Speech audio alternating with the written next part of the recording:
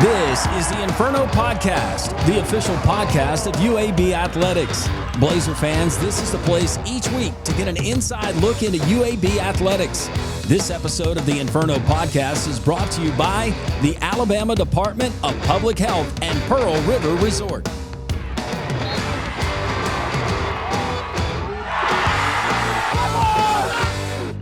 Welcome into the Inferno Podcast. I'm your host, Landrum Roberts. Thanks for joining us this week. Got a loaded up show. First of all, Mark Ingram, UAB Athletics Director. We're going to catch up with Mark, talk about men's and women's basketball as they get into conference play and when they're returning home to Bartow as the conference slate heats up. UAB baseball coach Casey Dunn joins us as well. Our student athlete of the week, Nick Hollifield, sits in. And our lightning round, well, we'll pit the coach and the player and see who is better at some trivia. All of that and more. It's the Inferno Podcast. Stay with us. As UAB athletes, there's nothing we like more than the world of pride. Around here, we say we win as one. One. And to keep cheering for the green and gold. There's one thing we need from you. Ask your doctor about an RSV vaccine. And help protect everyone. Our littlest Blazers and our most seasoned fans are most at risk from RSV. Ask about your RSV vaccine today. So we can all stay in the game. And win as one. Welcome back into the Inferno Podcast. Landrum Roberts along with UAB Athletics Director Mark Ingram. Mark, first of all, Happy New Year. Hey now, Happy New Year to you. Today's weekly rundown, as always, is brought to you by the Alabama Department of Public Health to help protect all UAB fans. Ask your doctor about your RSV vaccine today so we can all win as one. So, conference play starting, men's and women's basketball. For the men later on today, they're going to take on a very good North Texas program. 3 o'clock there in Denton. This is a North Texas team. They have been in the postseason conversation for the last few seasons I can remember. Yeah, they've had a really, really good team for several years. They've been one of the top teams, coming out of Conference USA. They were really tough, and right into the American they continued, a lot like us. So, yeah, that'll be a good game. They've really turned their program around like us. They built a basketball practice facility. They've got a place where they can train all the time. It's like anything. If you're a golfer, you're good at golf because you take a lot of swings. If you're good at baseball because you take a lot of swings, you can hit the baseball. And it's the same thing with shooting. If you don't shoot shots and you don't work on shooting, so you got to have it. And so they did that. They've got a really good scene. They got a great fan base. Their student body's into it. So, yeah, it'll be a tough game. Yeah, when you think about the non-conference slate and that now being in the rear view for the Blazers on both the men's and the women's side for AK, Andy Kennedy, and the men's side, I know that he would say that he would have liked to have had better results in the non-conference, but if tradition holds true and history repeats itself, this is a team that generally has gotten better as the season has gone along, and that's when it happens in conference play. And if it's projected as maybe being a one-bid league, then that's really when it counts, right? Well, he set the schedule up so that had we won more games in the non-conference, he picked teams that he thought were going to win their league, right? And so then if you get through the conference play like we hope, and you've beaten all these teams who also go on to win their respective leagues, hopefully to get an at-large. Well, that didn't work out. We just have been inconsistent shooting. But we played Alabama A&M mid-December, and we were like 85% from the free throw line, and we were 43% from the field, and we were, I think, 38% from three. Well, that's a good night. But then we had other nights a week or two before that where we were only like 59% from the free throw line. Well, you can't beat people, and you're losing games by like 5 points. And it's like you don't even have to be good at shooting. You just can't be that bad. And for whatever reason, have at times just not been able to make it. Good shooters, guys that are good shooters. Sure. Bud Johnson's a good shooter.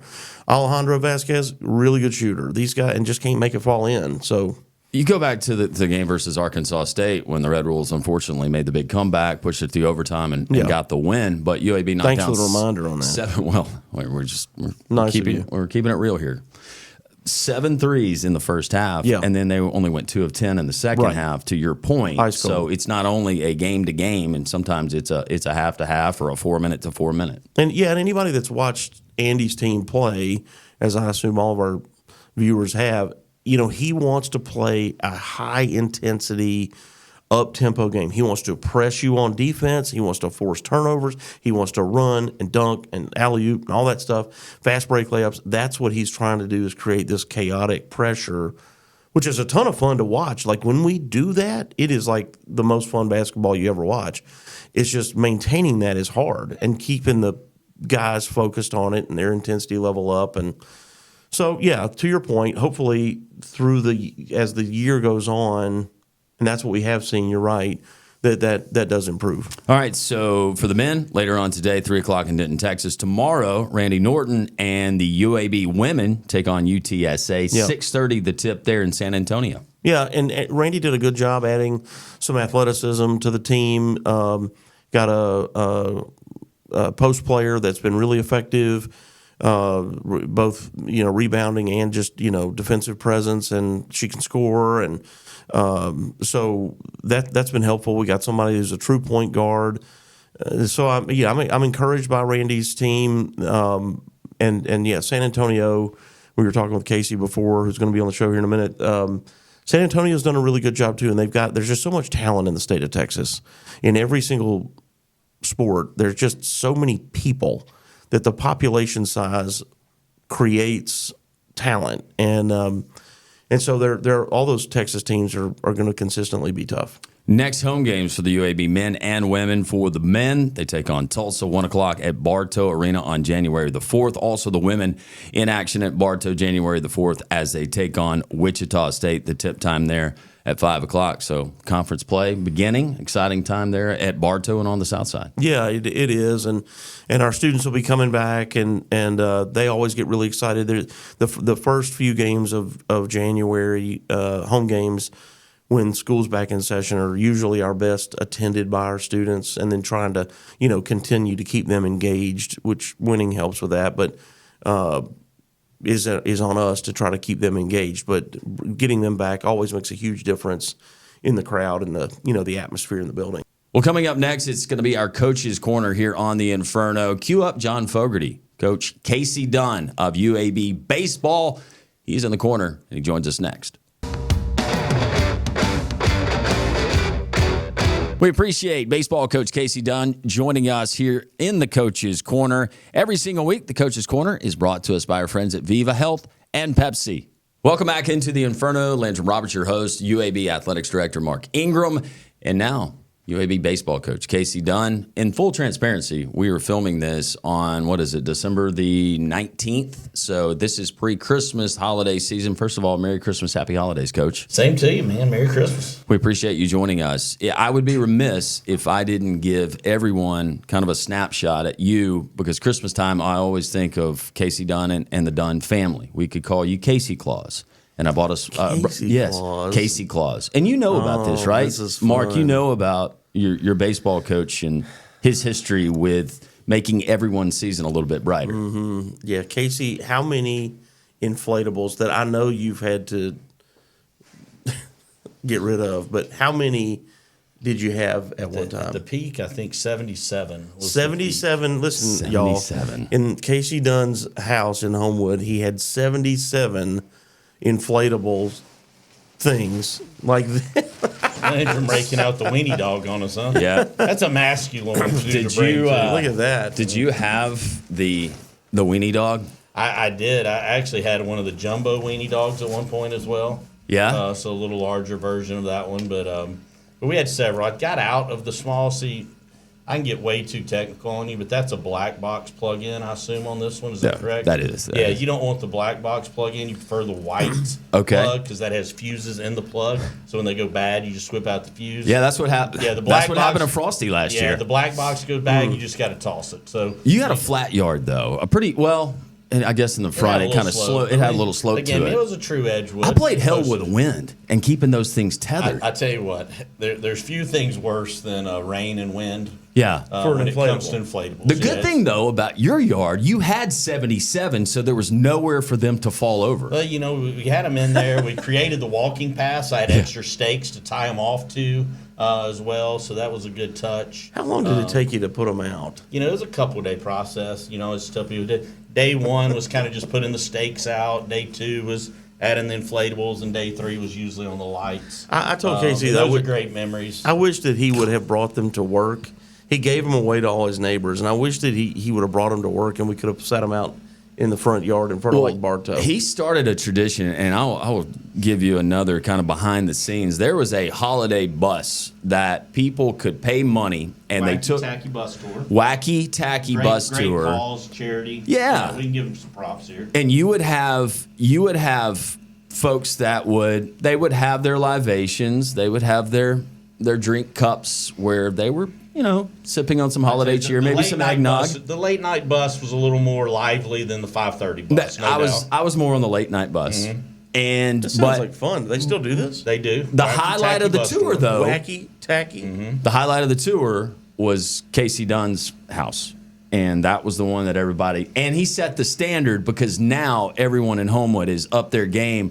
A street kind of close to where you used to live, there's a Rudolph that is the size of one of the gorillas you'd see outside of the car dealerships. And I'm proud, because see, little known fact, when it started, me and my wife moved to Edgewood right when we got married. I was playing minor league baseball, which means in December there's nothing to do in life. And, so we had, our street was one that did the little white lights. Right. I call them white light snobs, but they did the white light tree. Well, we bought the tree just like everybody else on our street. And White light I brought snobs. my redneckness from Hueytown with me, and we put colored lights on it. Yeah, you did. A couple neighbors made comments. Well, all that did is that fueled me, Landrum. Yeah. It fueled me. So Yeah. then as a youngster, You're like, you think this is bad? Wait till next year. well, Mark, year one, it still got better, but that's when I made my own because I had Wait till nothing you else to come back do. tomorrow. So I went to my mother's elementary school. She's an elementary school teacher. Got Right. the old school overhead projector. You remember Yes. those? Yeah. Got some coloring books, made my overheads, traced them onto plywood, and I did my own wooden cutouts for a couple years, which I was really proud of. I mean, that took effort, skill. I'm son of an elementary school teacher, so I'm actually pretty artistic, believe Right. it or not. And I think that's to me, obvious. I thought that was classy. Yeah. Real My classy. wife, our neighbors, Not they so didn't much. see it as classy, but I did. The white Yeah. light And then, snobs. and then as my daughter got a little older, How many got cutouts into are it. we talking about? Sorry. We had a couple snowmen. 2 or 8? No, we had a couple 20? snowmen. No, not that many. We had a couple snowmen families. We had a Santa. We had a reindeer. I mean, we had. It was a good look. I had Santa. I lived in what people you would call a Taco Bell, like a Mediterranean little flat roof. So I had a Santa on the top of it that I made. Perfect. That's fun. Yeah, so that was I'd be a little bit more of a craftsman in the early years. You said, though, you brought the redneck from your Hueytown roots, but now the No disrespect to the good folks. in oh Hueytown. no, absolutely not. Now, I got my driving and my Hurrytown. Christmas enjoyment from Hueytown. But you started something because you see the colored lights a lot more now in Homewood. Man. The big bulbs, colored yeah. lights, inflatables. They're I bringing take it. a lot of responsibility for You that. should. We grew up with should. the colored lights on the tree, the ones that would burn your house down. You know those old ones, Oh yeah, right? no doubt. And then the warm white lights, those became, and then they got into these cool white LED. LEDs. And Well, I would tell you, that's- my wife. I don't like the tricked out lights. But see, my wife loved the LEDs because in the early years, you literally could hear the meter in our bed from our bedroom window. You could hear the meter spinning outside. So when everything went LED, the meter didn't spin. So my wife really enjoyed that a lot more. I took the inflatables, and that's one we have here. I put the Grinch. I've got the Grinch in our Jock studio because my wife, she said, I'm so tired of And I getting don't know texts from which the neighbors. Grinch. I don't know which Grinch you have, but there's one Grinch that's pretty valuable. If it's one of the originals, you Is this may like be saving Beanie some Babies? money. Is this similar to Beanie Babies? Mark, I will tell you, Casey, in my it's life, a black box Grinch. It's not a white box. Okay, so no, this you're is no not good. one No, of if the, it's a black yeah. box, no. I mean, No. like I said, Tough I had luck, a few. Landrum. I had a few pretty valuable ones back in the day. I only paid over full price for one. I was proud of that. Most of mine came half price after Christmas, but I did go over the top for one. But that was I was proud of it. Well, we got tired of getting the text from the neighbors because we had the timer. You could do it with the app. Turn the lights Yeah. on. You're out of town. You're over at people's house. But hey, Santa's down. Hey, Frosty, he's in my yard. It's like, I tell you, one of the things that troubles me about the inflatables is when they're all deflated. I go by my neighbor and they're deflated. I'm kind of like, when are they on? yeah. You got to leave them on, don't you? See, we turned ours on early, part because we lived across the street from a preschool. Yeah. So I gave enjoyment to the They preschool love kids. it. Yeah, So that's what it's all usually about. I was, when I went to bed, they went off. Yeah. I go to bed kind of earlier than most. We would get some, we'd get some comments about how early they would shut off. Yeah. But that's okay. And then Anybody we'd ever turn make a on- donation to the power bill? I tell you Any what, of those my complainers? wife, we really did, not intentionally. My wife would always set out, she would order Bible verse candy canes. And they'd have a scripture on the back of the wrapping of the canes, and she'd set a bowl out front. Never failed. Whenever the candy cane bowl was emptied, Yeah. people would start putting change in there. A few gift cards through the years. Like there's a few gift cards. People put a note in the mailbox. Appreciate Now, you doing see? this. Here's a gift card for you. That is the holiday spirit. Yep. So there We was a miss few it. givers.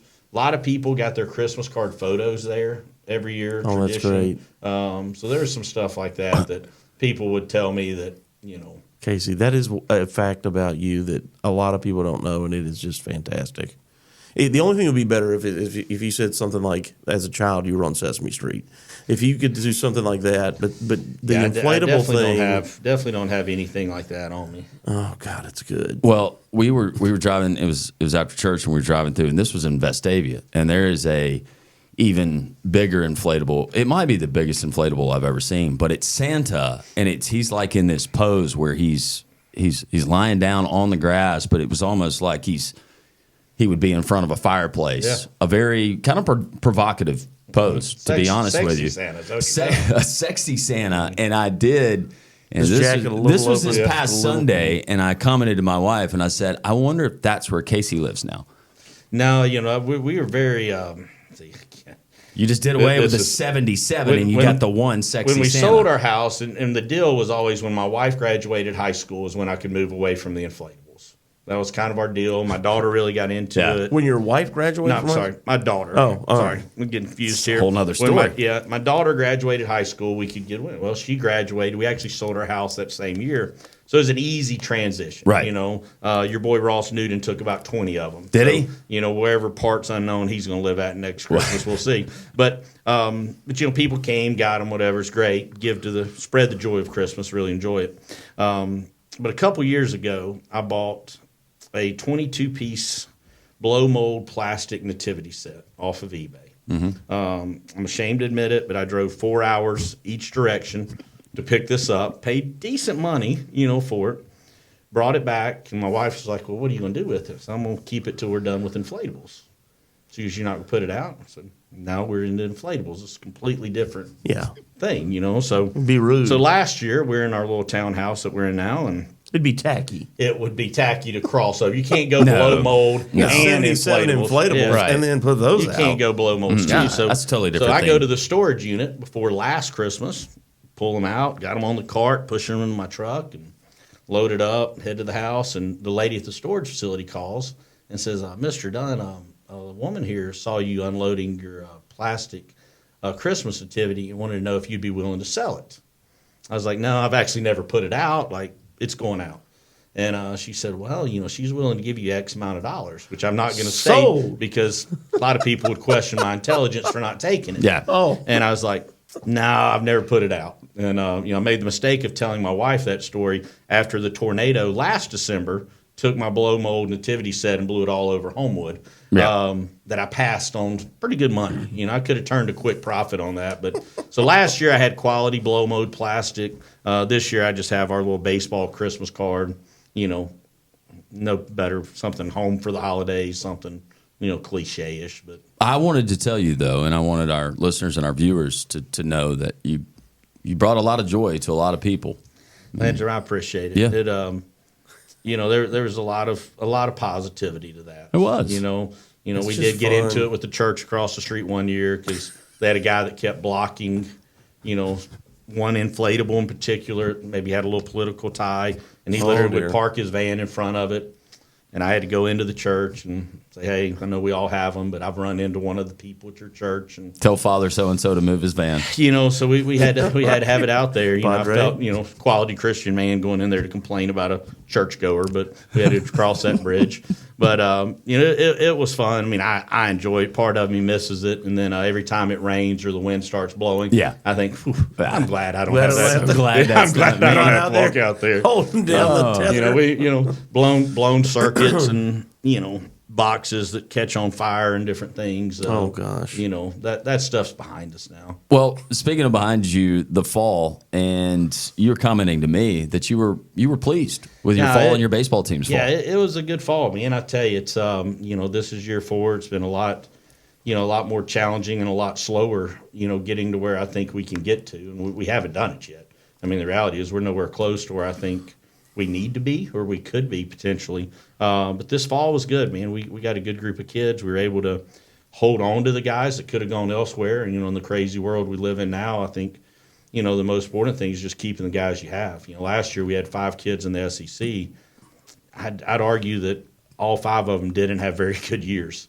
And I think our guys on our team last year saw that, realized, hey, I got it pretty good here. And we got an opportunity. We finished well last year. We played really well the last month and a half. And guys were excited to come back. We added a few new pieces to a good core group of guys coming back. And it was a good fall. It was competitive. It was the most competitive fall we've had just in terms of, you know, options and depth and different things that you struggle with a lot of times at our level. So we were pleased with it. I think our guys work. You know, I was driving past the field, you know, literally yesterday. Exams are over, but, you know, there's guys that are still in town hitting and throwing and doing stuff because they like what they do.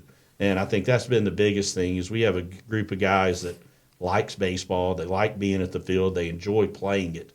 And it's been fun for me. You know, I think the rest of our staff would tell you the same thing. In the NIL era and the transfer portal, because you mentioned the 5 guys that were on SEC rosters last year, but in baseball compared to basketball, football, I realize that roster sizes are different. Has NIL, the portal, has it affected college baseball just as much as the other sports? Yeah, it's nuts. I mean, when you look at the SEC, you know, those teams are working on probably anywhere from $2 to $5 million budgets for a baseball team. You know, so it's just crazy. You know, and you've got guys, you know, the one thing you have different in baseball that you don't have in the basketball and football is you have guys buying kids out of the draft in high school. So, you know, your high school kid that may have signed for $750,000 in the past, why would they do that when LSU will give them $500 a year? Right. You know, I mean, I think they've got a kid on their team now, supposedly he's getting $1 million a year for baseball. You know, he could have signed for 3 or 4 last year, but he'll make the same thing, and then he'll have a chance to get a bonus in 3 years. So it's at that level, it's really impactful. At our level, you're talking about kids just not having to pay for school. You know, that's the difference too in baseball is at the mid-major level, you know, guys are paying. You know, it's not a full scholarship. You know, people don't understand that. But, you know, we have the opportunity through that hopefully to make it cheaper on some of our guys. And, you know, I think with the ultimate goal, you know, and Mark's sitting here, but, you know, he'll tell you we talk, like the ultimate goal would be just for our kids to come for free. Right. You know, and at UAB, if we could just be able to tell, hey, man, you come here, it's not going to cost you a dime to play. I mean, last year our leading hitter who's coming back, you know, his family took out a $10,000 loan to play baseball. You know, he could have left. He wouldn't have been a huge guy, but he could have got his school paid for, probably could have got $25,000, $30,000. Instead, he's taking out a loan to play for us because that's the nature of college baseball, and it's what it's always been.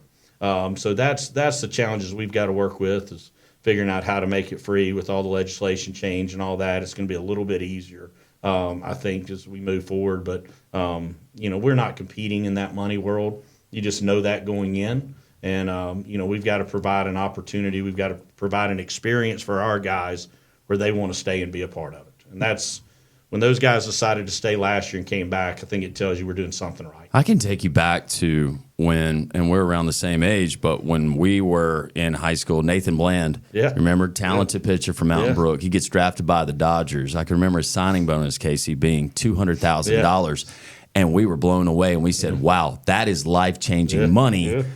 It's really just, we're talking about crumbs now. When you just mention a guy maybe crazy. Making $1 million a year to play college baseball. You know, in Nathan's case, you know, he gives up going to a chance to go to Vanderbilt. He's planning on being a doctor. And, you know, again, he got there. You know, I think it was in his 13th year of professional baseball. He got to the big leagues, which, you know, it's pretty impressive. You know, that's pretty strong to, you know, to that's stick dedication. It out. It is, man. And, but, you know, it is. It's a different animal, and you're not seeing as many of those high school guys sign. You know, there's a couple kids in our state last year that probably were $500,000 guys that ended up in college because they get the same money. Right.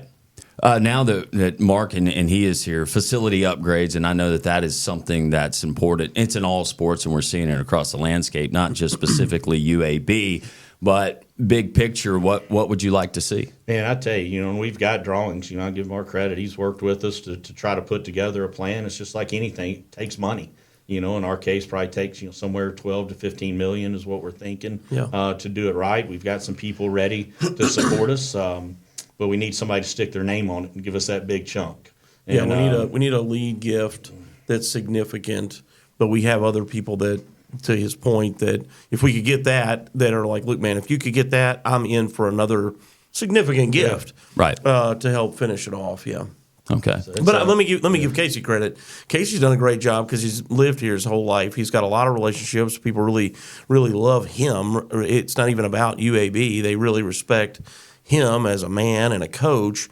And he's done a great job of raising money to do, let's call it smaller things around the, facility, our bullpen area for our pitchers and cleaning that up. In 3 years, we spent a little over $2 million in 3 years. Is that right? Yeah. Well, we factor did. in the field. The field was like 1.3. Yeah. Yep. So, we've done some stuff. It's just time for the big one. And it's like I tell people, it's, people like to criticize. Well, why don't you do this? Why don't you do this? Simple thing. Somebody's got to write a check. Yeah. We can want, and that's the thing I've been appreciative of Mark is he has a similar vision to we have. And if he had a $15 million sitting in an account, I think he'd give it to me. Yeah, definitely would. If I win the lottery, I'll give it to myself. Well, and it's not only what and you mentioned, Mark, about the respect that people have for Casey, but it's the Dunn legacy and his dad Sammy, and I can remember those Vestavia baseball programs. It wasn't just, wow, that's a really good high school baseball program. It was the standard, and back then it looked like a college team. The way that they practiced, the way that they played, I could leave my house, be going up the street, and you could see the baseball lights on, and this would be in the wee hours of the morning as I'm going to my workouts where I went to high school, and the baseball team, and they're working. And before football games, high school football games, you see Casey, and he's just gotten out of the cage, and he's walking up to the field to watch the varsity football team play. I still remember those days, but it was the standard that his dad set, and a lot of that, it's what you see when he's on the diamond. There's no question about that. Baseball team. My son Charlie played in that program. They won a state title his junior year. And a member of that team, John Paul Head, is now on our team. And we played against Phoenix City, and there was a kid who was a senior on the Jack Shocksheimer and Landon Beaver, two of those guys. Yeah, two of them from Phoenix City were on that team. So there's no doubt. It's like Andy Kennedy talks about the Bartow standard in basketball for us. That's 100% true with Vestavia baseball and the Sammy Dunn standard, in which Casey is a product of. Preseason in the American picked 8th. And that's fine. In preseason rankings, they don't mean anything. But I get the sense that you believe that this team could be much better than that. It's going to be interesting. Talent-wise, I think we are. Last year we ended up 5th after being picked 10th because we had a competitive group of kids. Our guys kind of got to the end, got frustrated, kind of had their backs up against the wall, and they actually just fought. I tell people all the time, and Nick, I know you'll have him on later, but. Two things we preach is we got to out-execute people and we got to out-fight people. There's got to be a sense of toughness. There's got to be a little edge to how we play because we don't have the sexy stuff. Like, we got to play with a little bit of edge. And, anytime you don't get picked where you think you deserve, that should fuel it a little bit. Well, and you coach with an edge. Let's be honest. There's been days I have, How many times were you told to leave, not asked? Well, last year. Last year's a bad year. I got ejected twice. Twice? Believe it or not, I don't get thrown out a lot. And both times last year we're on the road with people that don't know me. Right. Like around here, people know me. They know how to tell me to shut up, and I'll listen. But it's when you go on the road and these, some of these umpires, on the road, a little arrogance, a little different deal. Man, you got to put them in their place. Or asked to leave. Have you ever been asked to leave? Not told, and not instead of told. I've definitely had plenty that wanted me to leave. If that counts, would you consider? Between innings, Casey, would you consider going to the party lot? Because we actually host an umpire training thing at our field, and somebody goes, I mean, why do they do that at your field? And I said, man, we're centrally located in the state. It's easy. And, we provide access and help them out with some stuff, and but you yell at them. I was like, doesn't mean they don't like me.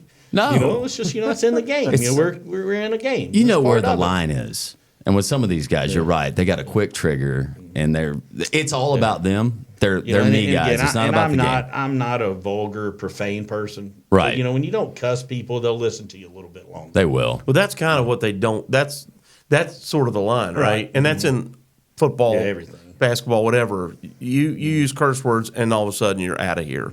But you can kind of get on them pretty good. You know, we need like the technical foul in baseball or something, though. That'd be nice. Well, You know, I could chalk up a T a game and overcome that somehow. yes. What would you get for a technical foul? If they charge a technical foul, maybe give a base runner. You know, put a guy on base or something. that's maybe. pretty steep. It would be. Well, the longtime Major League Baseball umpire was it Doug Harvey, who said, and they had this legendary clip of Braves manager Bobby Cox, and he is calling him every name in the book. Harvey takes it, and then finally, after like 3 minutes of Bobby Cox just dog cussing him, Harvey throws him out. So they interview Harvey a couple of weeks later, or it might have been down the road, when they said, "Hey, what took you so long?" He said, "I let him call me every name in the book, but the last thing he called me was not true." And that's when he got ejected. Speaking of that, we do have rule changes, and we don't have to get to the double base thing. What's that about on first? What is this? I'm so bitter on the double base because we actually are doing it in our league now. You don't like the double base? Oh, no, I'm completely out on the double base. Okay. But the NCAA is using it for postseason now, and that's kind of always been my thing. You know, if you use it for postseason, you need to do it in regular season. Yeah. With the double first base, there's actually some rules that come along with it of when you touch the inside base, when you touch the outside base. Oh, boy. So there's some weird stuff like that. Umpires don't like it, so now you're asking them to call something they don't really want to call. Can you explain to our viewers what the double base is? The double base would be similar to what you used to see in softball, like youth girls softball, where you'd have the white base and then the orange base next to it. We will now have at first base. At first base, first base only. You know, Major League Baseball went to the oversized bases for safety concerns. Why in the world college baseball did not follow that route is what I don't understand. Yeah. And the other frustrating thing is the way the bases mesh together. You know, a base is concaved. You know, it's not flat. So they both concave to the middle. So you actually have a ridge in the middle of the base. And, you know, like if you hit that wrong, you're going to roll a break ankle. Yeah. Okay, that was exactly my point when they started showing this thing for the SEC baseball Correct, tournament last year. I said, "Who came up with this? This looks like it's going to be a broken could you ankle." imagine if Cags from Florida would hit that seam wrong in an experimental year? You know, there's something like I don't know. I'm out on it, but we'll have it. We will have the pretty orange base next to our white base at Young Memorial this year. They actually came in yesterday. I was curious to see if they looked as bad as I thought they do, and they do. But we will. I mean, you talk about rule changes. Like I'll have one of the local umpires come out and talk to the guys about hey, this is what you have to do. Here's when you have to go outside. Here's when you have to adjust to make the inside touch. Because there's some changes to it. Yeah, and there's some other rules. Pitch clock adjustments. Yeah, pitch clock's good. I'm pro pitch clock. Okay, pro pitch clock. Ejections, this shouldn't matter, but it will matter. Well, not on you, but it's a player leaving your position to go and help out. If you're trying to defuse the situation, you're not going to be ejected if you leave your position. If you go and continue to incite, then they had to reword that because it happened in postseason last year, where there wasn't any intention to escalate anything. But, when you've got, one of your guys surrounded by 5 of the other team, what are you going to do? Yeah. You just going to sit there and let the guy get whipped? No. You're going to go help. Like, that's nature. And you should. If somebody comes after your guy, you should go defend your guy. That's code. And it is. And it's part of it. And it's one of the reasons we have more problems in baseball now is because, the adage of throwing at somebody or brushing somebody back or maybe sliding a little late. All that's not good anymore, but, let's throw our bat, just yell and scream and do all that. So, again, more of a traditionalist here. A good fastball up near the eyes will control a lot, but we can't do that anymore. Love it. The sticky stuff, the spider tack, that kind of looked like they were still checking last year, but wasn't as big an issue at the big leagues. Thing big leagues did is they went to attack your ball, though. They did add a little tack to the actual surface of the baseball, not as extreme as they experimented with. But, this will be the first year that they check for it in the college game. And, again, it's all because of TV.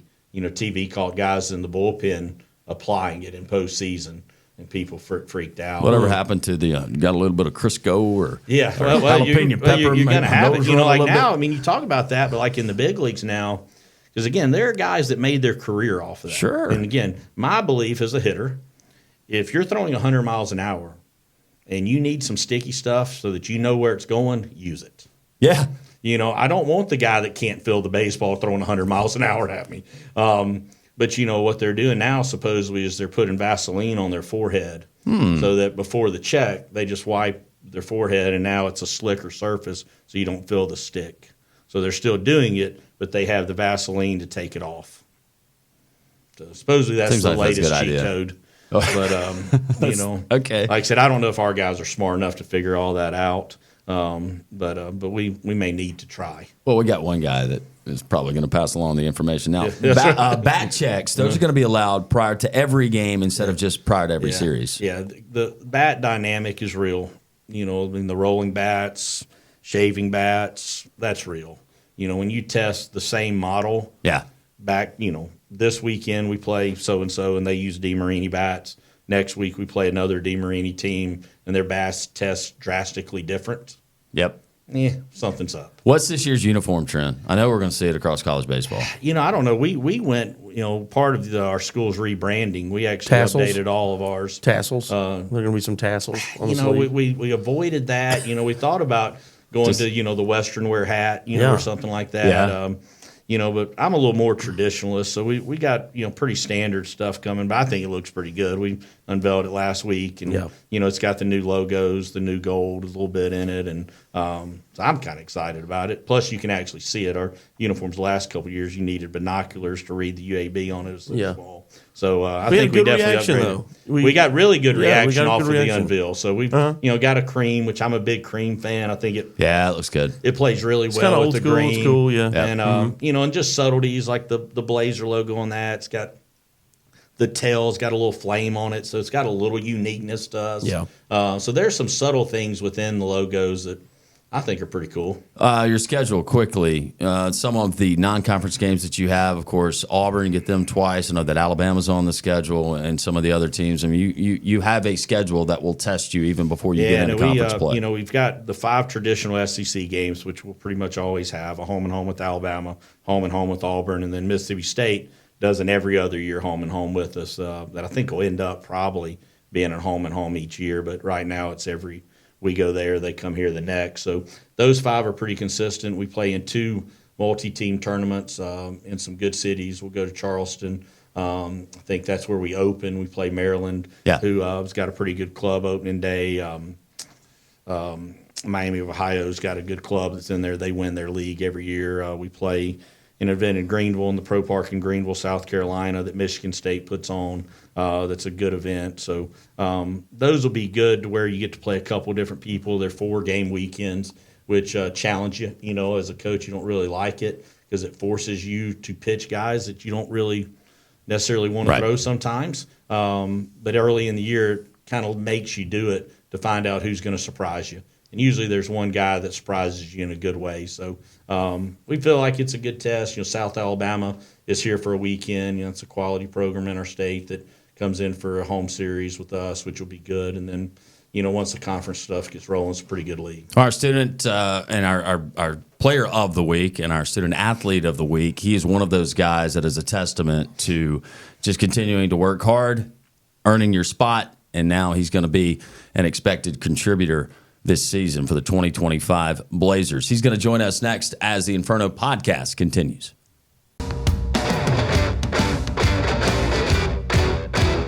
Welcome back into the Inferno. Landrum Roberts, baseball coach Casey Dunn, and now Nick Hollifield. He is a catcher, and he really kind of set the scene last year for the Blazers. Nick, first of all, happy holidays, Merry Christmas. How are you? I'm doing well. Happy holidays. Appreciate you joining us at this time in the year, and when we're taping this right now, we're in close to, I guess we could call this just mid-December, but you had a fall under your belt.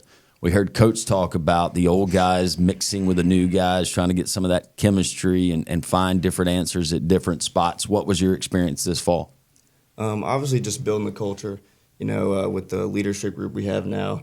It's just a little easier to get together every week and talk and kind of, see what we need to work on, like as a team. And the biggest thing is hanging out off the field. Right. Creating that culture off the field. if I can trust you off the field, I can trust you on the field. So that was the biggest thing this fall. You're from Houston, Georgia. You played at Mill Creek High School. Mm-hmm. What attracted you to come and play for Coach Casey Dunn and the Blazers? Just knowing that he likes to win. I mean, growing up, you want to win in everything you do. You want to win championships, and he was super successful at Sanford. So just knowing that he's a winner, I mean, that's all I needed to come here. You're a rarity because now it's the give me this instantly. If I don't get my way, I'm going to find somewhere else to go kind of society. But it's not across intercollegiate athletics as far as every student athlete. There are the exceptions, so it's unfair to paint everybody with that brush. Right. You're a great example of your freshman year, you play behind a guy that ends up portaling out to another school. Last year, you have your opportunity to shine. You do that, and just incredible numbers, and I know that it warms Coach's heart because that's the position that he played in catcher, but the amount of assists, put-outs, you're a force, and I know that you're continuing to get better at the plate. Just talk about your development and maturation as a player. I mean, the biggest thing was just setting routines. I mean, every guy has a specific routine that we're doing every day. And that was just the biggest thing, like following those routines, trusting what they give us, because at the end of the day, they're trying to help us. He might scream and yell at me at times and holler at me in the mic, but I know he's doing that because he wants me to be the best I can. So, Blazer fans that have not yet familiarized themselves, because we haven't even got into the non-conference slate, much less the conference slate of your season. What should they know? You as a player, we heard it from Coach, but you as a player, where do you think that you guys are going to be stronger? What aspects? I think we're going to hit this year. I think we're really going to hit. And we got some sleeper pitchers. Our guys that are good are going to be good for us. And we got some guys that are going to fight on the mound, and they're going to compete. So, was there a catcher that you wanted to emulate growing up? Buster Posey all day. Buster Posey. Growing up, that was my guy. That's a good one. That's a really good one. But Benito Santiago, it was for me, and I don't know about – it was just always impressive. The guy could throw somebody out, gun somebody down at wherever from his knees, and it looked like he was just kind of half-a in the throw, kind of three-quarter in the throw. It was so easy for him. Javi Lopez, though, I'm a Braves fan, and Javi Lopez was the first time I remember the knee savers, and I'm guessing you wear those. Oh, those I don't. No longer. No longer. I think I stopped that early on. See, I didn't play at the college level, but I never had the knee savers, and that's probably why my knees sound the way that they do now. But is there another approach, or is that just I think you just strength and conditioning? Cold turkey. Yeah, just knees, man. Don't need knee savers to do that. Okay, all right. What's the trend? I asked Coach about uniform trend. Is there anything you guys going with a straight flat bill? Are we bending the hats again? You got to curve a little bit. You can't go straight flat bill. Okay. What about hair? Are we doing the flip? Does everybody grow it long now? Some guys. I'm a longer hair guy now, but I didn't used to be. Didn't used to be. Shaved head till I was 14. Really? That's right. Bring the shaved head back, maybe. Long time with that one. You get designs. You can get designs put in your hair. Dad used to shave it. Did he? Mm-hmm. Okay. So that was that clippers and then straight razor? Oh yeah, one all the way around. Oh wow. Mm-hmm. Okay. Yeah. Well, you got a good head of hair. Well, thank you. You know what? That was a bad recommendation by me. Keep the hair. Coach Dunn may not think so. Hair looks good. All right. We appreciate you joining us. We're excited about the season. Is there anything that you would like to throw out there to prospective student athletes, maybe at the high school level, that are interested in UAB baseball, and this is your time to pitch it to them because you've certainly experienced it? Yeah, I mean, the biggest thing coming here, you got to be prepared to work hard, man. Nothing's going to be given to you here. Everything's earned. The weight room's some of the best development. Here we do. You're going to lift heavy. You're going to run. You're going to sprint. You're going to eat right. They're going to teach you all those things. So just taking in that information is a big thing. Well, I can promise you, I saw it firsthand with him at the high school level. I saw it with him at Auburn. He'd be running with his teammates on campus, weird hours. It's nothing that your coach didn't do. So you can rest assured in that. He worked his butt off to do what he was able to do. Nick, you going to be able to hang around? We're gonna have something fun that we have planned for you and for Coach. Absolutely. All right, it's going to be competitive. So You guys get ready. We'll continue. It's the Inferno Podcast. Trent Dilfer here, head football coach of the UAB Blazers. I want to tell you about my friends at Legacy Credit Union. Legacy began as University Credit Union in 1955 and remains committed to UAB faculty, students, alumni, and fans. Not only do they support the Birmingham community, but they are also proud sponsors of UAB and UAB athletics. Visit LegacyCreditUnion.com and find out why you should become a member today. Welcome back into the Inferno. Landrum Roberts, baseball coach Casey Dunn, Nick Hollifield, UAB Blazer catcher. It is now time for our lightning round. This is a holiday-infused lightning round. Christmas movies. You guys well-versed on your Christmas movies? I watch. You're the king of inflatables. I know. If we talk inflatables, I'm in. But we'll give it a go. Okay. Nick's young. He's into this. You know, he's probably one of these Netflix people that just watches random movies for fun of it. You know, but we'll see. I'm going to read the quote. I trust myself. And you guys try to guess the movie, okay? I'm a cotton-headed ninny muggins. That was Elf. Look at that. See, Casey. He's sandbagging on you is what he's doing. Or I saw his phone before he picked it up. Okay. That's okay. But I still That's want fine. nothing. I'm going to take it. If you ain't cheating, you ain't All trying, right. Landrum. Here, that's what they say. If you ain't poaching, you ain't coaching is what I heard yesterday. All right, we move on. I need a bigger checkbook to do that. Here's the quote. Nobody's walking out on this fun, old-fashioned family Christmas. This is a 1989 Christmas classic. Just Christmas Vacation. Boom.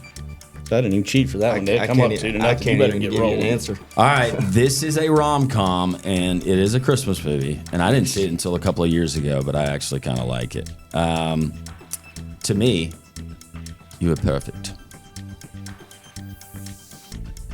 Hugh Grant was in this movie. I ain't got a clue, man. Hugh Grant, some kind of love story, Nick. Rom-com. He's got to define rom-com for me. I don't know if you know what that means either. Love Actually is actually the movie. Okay. Yeah, got me on that one. Yeah, I figured Right we on didn't the get book this. My wife made me watch it. I probably took a nap in the middle of it.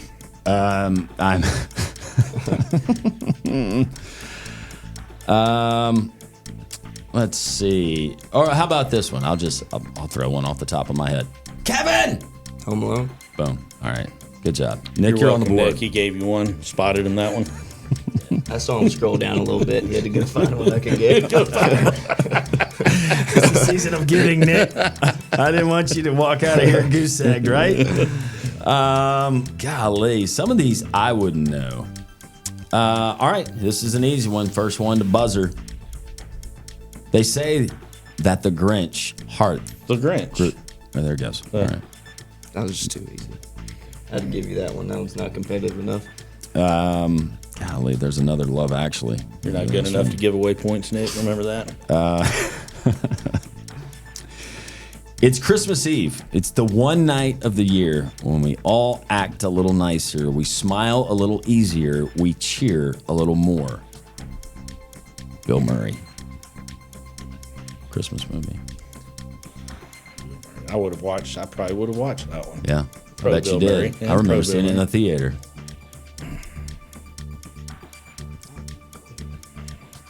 Yeah, I don't know. Scrooged. Scrooge. I would have seen that one. Remember that when he plays the network TV executive and Yep. he's visited I by would. the spirits Yep, I would have watched that one. and he changed a change of heart? All right. Here's one more that you can. I just found $1 million dip. I can give that recipe in just a second. It's Christmas Eve, and we're going to go celebrate being young and being alive. It's Christmas Eve, and we're going to celebrate being young and being alive. This is the what season? I'm just trying to give you a hint here. Christmas season. It is. You're leaning towards the mic.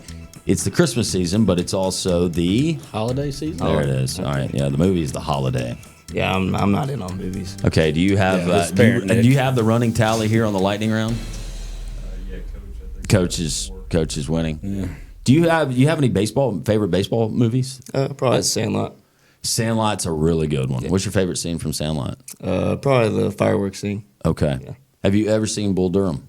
I have. Bull Durham's a really Very good one. Very good. You're a lot like Crash Davis. Am I? I don't know.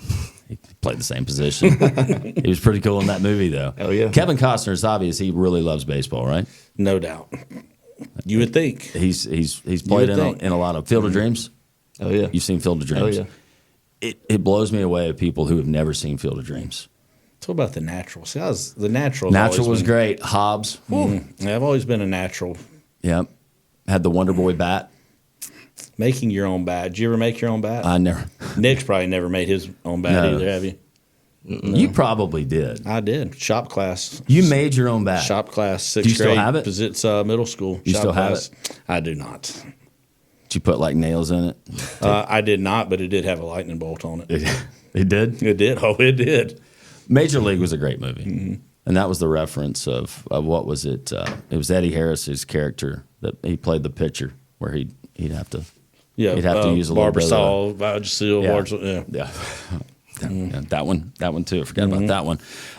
Nick, as far as the holidays, you got any traditions that you'll do back home with your family? How are you going to spend the holidays? Nothing too crazy, man. Just wake up, normal hour, none of this 4 a.m., 5 a.m. crazy stuff. Open presents, just enjoy the day, watch the parade, and then usually go up to my dad's side of the family and, have Christmas there up in Charlotte and then come back. Any favorite holiday foods that are your go-to when you go back home?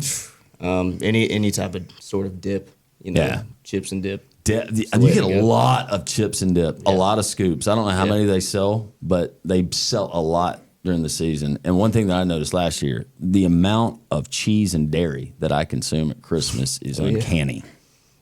And it's fine for you. You got that young metabolism. For me and Coach, there's no bueno. This body's fueled by meat and potatoes right here, man. Meat and potatoes. That's your staple. That's the staple. Well, you just kind of mentioned it. Any special traditions that you're going to do with your family? I will tell you, there's nothing more depressing than when your kids get old at Christmas to me. Yeah. Because when a kid doesn't wake you up at 4 a.m, to me, it's not Christmas. Yeah. Like Christmas is supposed to be like running to the tree for Santa. So my kids are older now, so it is a little depressing on Christmas morning being a Christmas person. When I'm the first one up, and I'm having to wake up people, and I've got a wife that used to be the one wanting to get the photo as they come down the thing. So now to mock her, my kids won't come down until she gets her phone out to take a picture because she used to ruin Christmas morning because my son will be ready to run down. My daughter's not ready. They're arguing. They're fighting. And my wife has to get the stupid photo. Right. That was our house. But no, we've still got a good bit of family in town, both sides of my family. And then my in-laws live in St. Augustine. So we leave the day after Christmas and we'll stay through the first of the year. My wife's birthday, she's a New Year's Eve child. So we'll stay through her birthday down at the beach. And, that's kind of what we do. Don't really have a choice. Well, but it's not bad, man. I tell people all the time, and Nick will tell you this, kind of Thanksgiving to New Year's is almost like a baseball person's summer vacation. Yeah. This is kind of like our time to be around your family, do what you want to do, because once these guys come back in January, I mean, it's on. I don't see my family. It's me and my wife laugh. There's a couple we go eat with the week before we start playing. That's like my goodbye, honey, I'll see you at the end of the year kind of moment. But these guys, I mean, as much time as they put in, and this is a good time for them to get to be around their family, and hopefully do the Christmas Eve service, go to church, and hang out and do what they want to do, so that when we come back in January, it's on. Well, guys, Nick Hollifield, we appreciate you joining us. Best of luck with the season. We'll probably be catching up again as we do have some time before you guys start your season. But proud of what you've done. Continue to be eager to watch you and your teammates grow as players and people off the field. And we appreciate you joining us here on the Inferno. Merry Christmas to you. Thank you. Thanks for having me. Coach, Merry Christmas to you Same as always. to you, man. I'm Have sure a great that we'll one. be catching up, and best wishes to you and your families this holiday season. All right, that's going to do it for the lightning round. We continue here on the Inferno podcast. The if in life. It's a world of possibilities. If you go for a night out with friends, if you can keep an eye on your money along the way, if you know you have overdraft protection with no fee transfers from savings, when you get a low balance alert, it's easier to say yes to fun. If that sounds good, try Regions Life Banking. Stay ready for the if in life. Regions Bank embrace the if in life. Well, that's going to do it for this week's episode of The Inferno. As always, you can follow us on Twitter or X if you prefer, Inferno Pod _UAB. On YouTube, Inferno Podcast UAB. On the gram, Instagram, Inferno _pod. And on Facebook, UAB Athletics. As always, you can go to uabsports.com for all the information and links to the show. Well, for all of us, Coach Casey Dunn, Nick Hollifield, I'm Landrum Roberts. Go Blazers. Thanks for joining us here on the Inferno Podcast. This is the Inferno Podcast, the official podcast of UAB Athletics. Blazer fans, this is the place each week to get an inside look into UAB Athletics. This episode of the Inferno Podcast is brought to you by the Alabama Department of Public Health and Pearl River Resort.